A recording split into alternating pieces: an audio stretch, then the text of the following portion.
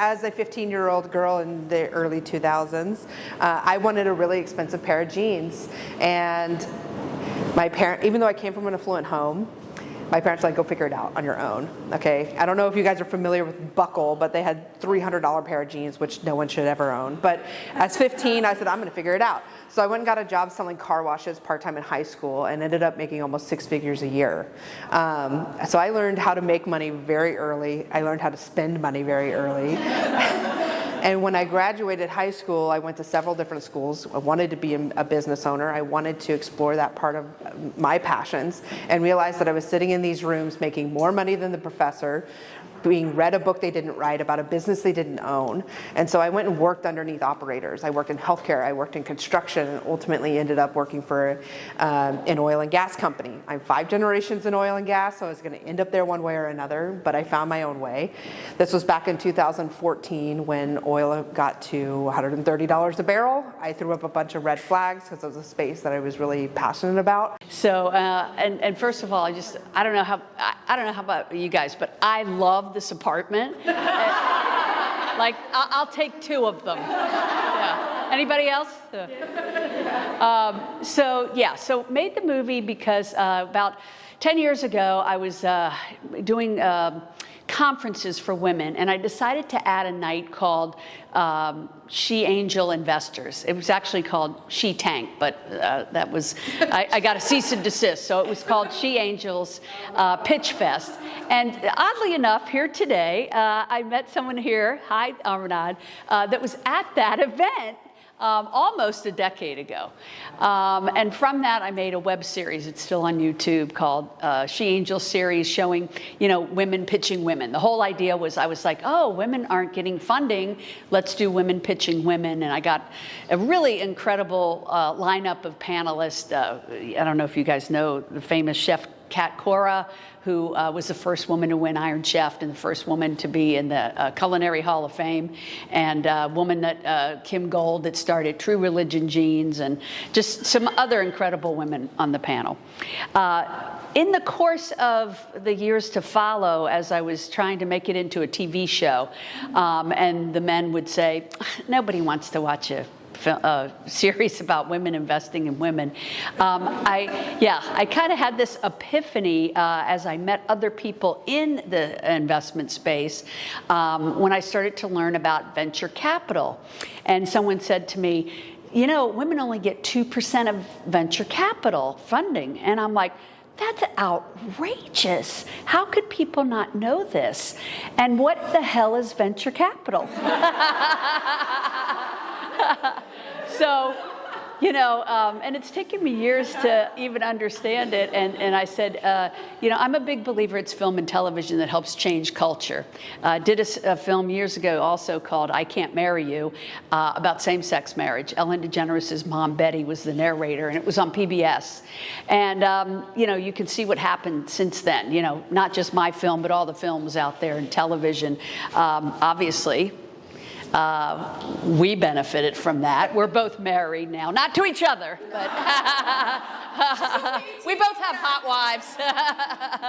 But seriously, though, just kidding. Catherine's partner. Oh. Yeah, Kelly's too. So anyway. Blah, blah, blah, blah. So what I was saying is that's when I decided, gosh, this is crazy. There's no film out here about this. And we've got to tell it in an engaging storytelling kind of way, because nobody wants to talk about venture capital. It was like, and nobody wants to go see a documentary about venture capital. I know people are like, yeah, no thanks.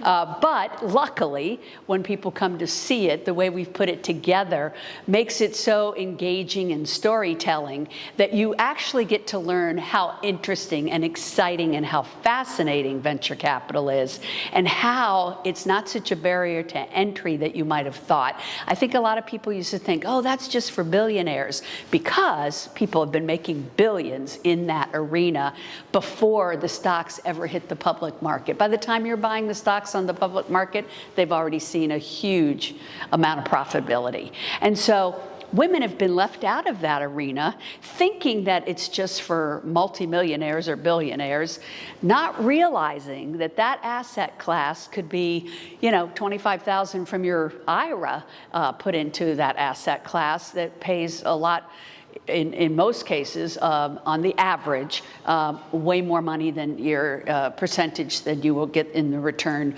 for that on the public market. And so it was about, but it's not just about that, because of course, yes, we want to make money, we want to build our wealth, right?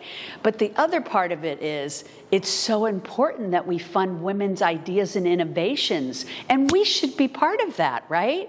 Like, we can't be bystanders in that. That's why so many of you with these great innovations can't get funding. It's because women aren't investing. Women have got to invest, and that's the only thing that's going to move that needle of that 2%. And every time we move it just 1%, it's another couple $2 billion into educating women. I'm sorry, I lost my train of thought there, but yeah. So every time we move it 1%, it's $2 billion more dollars being invested into women. And this is obviously going to impact the planet. What innovations and ideas are being funded? And one of the most important is like women's health care. It's really been left by the wayside because men don't invest in it. So women are going to have to invest in that. And so that's why we made the movie. Kelly is in it, I'm in it, and some other really incredible women. It's very diverse. What happened was I told people, I declared that we were going to do this in 50 cities. And what happened was we've had so much demand all over the world. That's how it became 150 cities and 150 screenings so far. And yeah, many countries, yeah.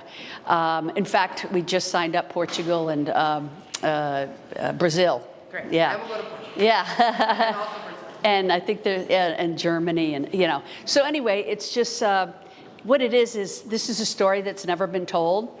And how this started, I was at a Hollywood party and somebody said, "Oh, I want to introduce you to this famous movie producer. He just won a Lifetime Achievement Award. Tell him about your film." And I'm thinking, this old white guy's not going to care about this film about women or underfunded. And he looked at me after I told him about it and he said, "You know a story that nobody else is talking about, and you need to tell that story." And I was like, wow. It was like, it was already in the throes of starting it, but that kind of really, and when I left that party, when you go to LA, how many people have been to LA? So you go to these Hollywood parties and you think, yeah, they're just blowing smoke, So I said goodbye to him, and he goes, "Remember, you know about something nobody else knows about, and you need to tell that story." And it has been completely magical, crazy energy.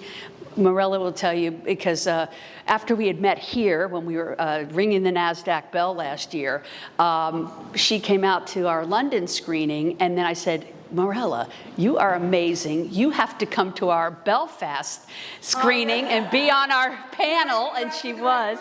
Yeah. And now her and our friend out there, Maren Murray, they're coming to be at our 100-city tour finale in West Hollywood in October to celebrate our success of it.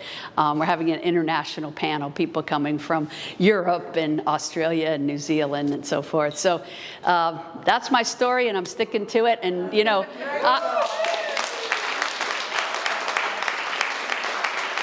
thank you. The last thing I want to say is, as you're raising money, remember that I raised over $1 million for a movie about how hard it is to raise money. I started my career in a sales position and had the opportunity at a very young age to make commission, which I was really excited about. Started doing some investing at a very young age, and eventually got to a point where I said, I'd really like to start investing in both female-led funds. I'd like to start investing in other projects as well. I got to a point in my career where I started my own business. I went to the third-generation family-owned business and said, I have some really great ideas that I think will help shape the market in education. And they weren't interested. So I said, you know what? I'm going to go do this myself. Started an Inc. 5000 fastest growing 3-time company and sold that to private equity, and have had the opportunity to build a family office with my family and do investing on my own. And the thing I'm most excited about this group of women is growing up, I did not have a community of women like this who I learned things from, who were smart, who were talented, who were brilliant, who all supported each other. And I think it's really exciting to have this community together. I reached out to Mariela on LinkedIn as I had seen her presence, and I was just inspired by the work that she was doing. And I would encourage all of you to join Global Women Club. Go to the conference in London, participate. Such a rewarding experience. One of the other things that I do is I'm an executive board member of an organization called How Women Lead. And it's started by a woman in San Francisco. She's 25,000 members strong now. Her name's Julie Castro Abrams, and her entire movement has really been focused on getting women to invest in other women, and getting women on corporate boards. And she's moved the needle very significantly in that area. And I think this movement of women, it's our time, and it's really exciting place to be. My company right now, after our successful exit of our last company, my partner and I started another company.